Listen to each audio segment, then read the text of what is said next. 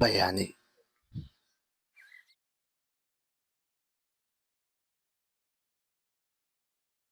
Isang matahimik na bayan sa Calamba, Laguna, isinilang ang isang batang magiging ilaw ng bayan.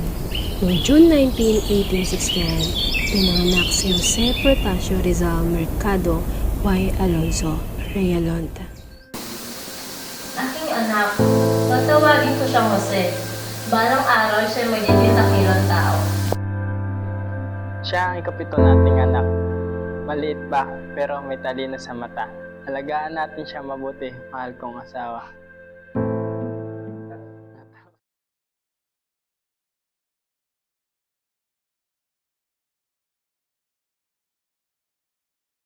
Bata pa lamang si Pepe, kitang-kita na ang kanyang talino at pagiging mapagmasid.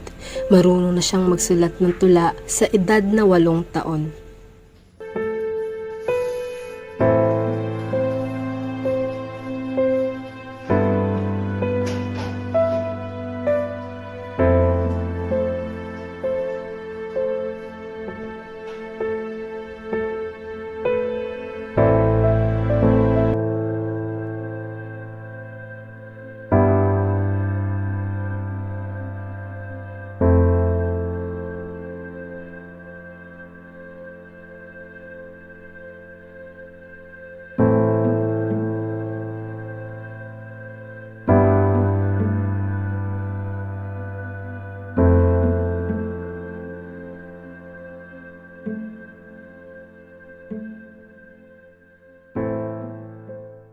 Sa kabila ng kanyang kahusayan, naranasan ni Rizal ang sakit ng pagiging anak ng isang inusig.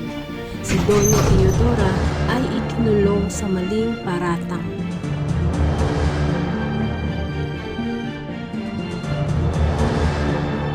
Bakit po nila dinala si inay? Ano po ang kasalanan niya? Matuto ka tumindig, Pepe. Balang araw ay makakabawi rin tayo. Kaya't mag-aral ka ng mabuti dahil yan lamang ang magiging sandata mo ng ating bayan.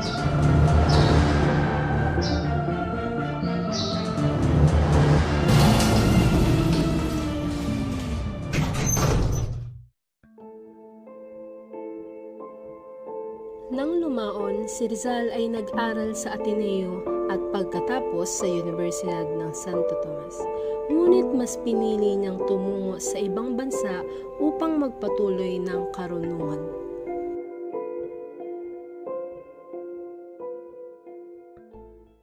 Dito nagtapos si Rizal ng medicine sa Universidad Central de Madrid. Dito rin niya isinulat ang kanyang nobelang Nola Metangere. Susulat ko ang katotohanan. Dapat malaman ng mundo ang nangyayari sa ating bayan.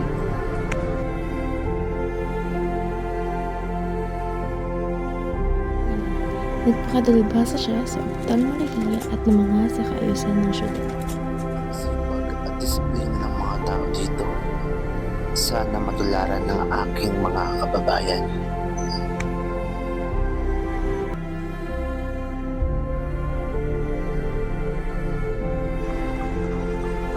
Pwede siyang sulat, nagbasa at nakipagnay sa iba't ibang Pilipinong reformista.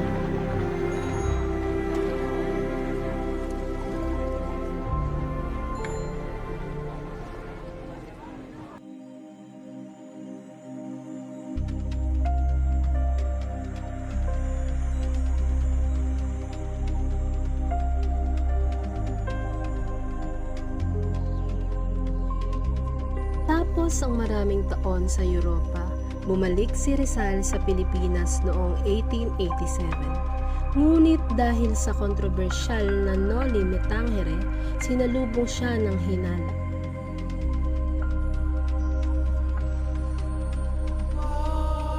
Dr. Jose Rizal, maayos kang nagsasalita. Ang iyong aklat ay gumigising ng damdamin. Mag-ingat ka sa iyong mga salitang isinulat. Baka ito pa magbabagsak niyo sa bayan na ito. Wala akong sinisiraan. Katotohanan lamang ang aking sinulat. Ang bayan na ito ay dapat gumising sa katotohanan.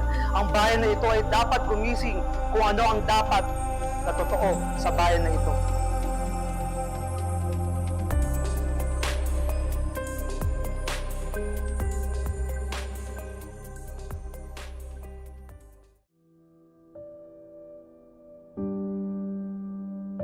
Noong 1892, itinatag ni Rizal ang La Liga Pilipina, isang samahan para sa reforma sa mapayapang paraan. Ngunit agad siyang ipinakulong at pinatapon sa dapitan. Hindi ka nila naiintindihan na sa'yo. Ngunit kaming mga kapatid mo ay lubos kang nauunawaan. Kung hindi ako kikilos, sino pa? Maraming tao sa ating bayan na bulag sa katotohanan. Maraming tao sa ating bayan na hindi alam ang kalagayan ng ating bayan.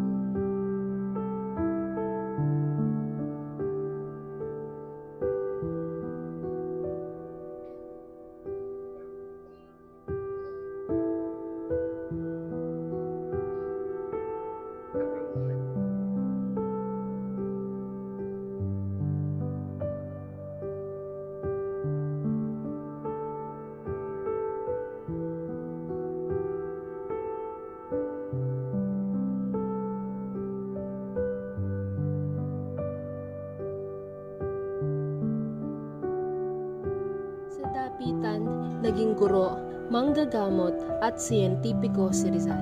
Subalit dumating ang panibagong pagkakataon. Inalok si Rizal na maging doktor sa Cuba.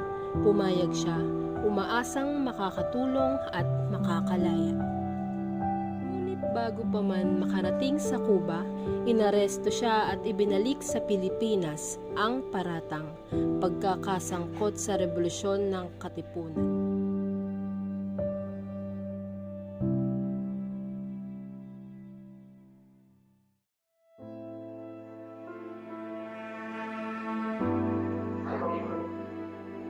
Dr. Rizal, ikaw ay pinararatangan sa misyon, rebelyon at pagtataksil sa korona ng Espanya. Ano ang iyong masasabi? Ako ay hindi sang-ayon sa marahas na revolusyon. Ngunit kung pagmamahal ko sa bayan ay isang kasalanan, oo, nagkasala ako.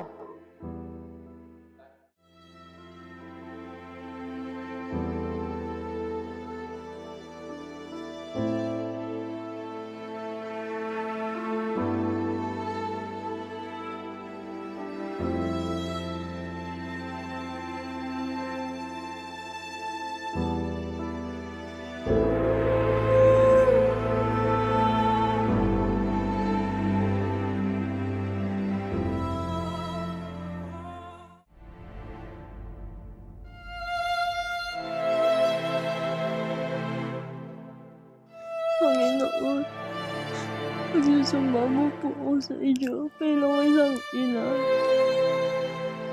Kabayo niyo po ang aking anak na si Pepe. Wala po siyang kasalanan. Isa siyang martir at isang taong kawaran sa aming bayan, Panginoon. Magsusumamo po ako. Disyembre 30, 1896, sa Bagong Bayan, humarap sa kamatayan si Rizal na may tapang at dignidad.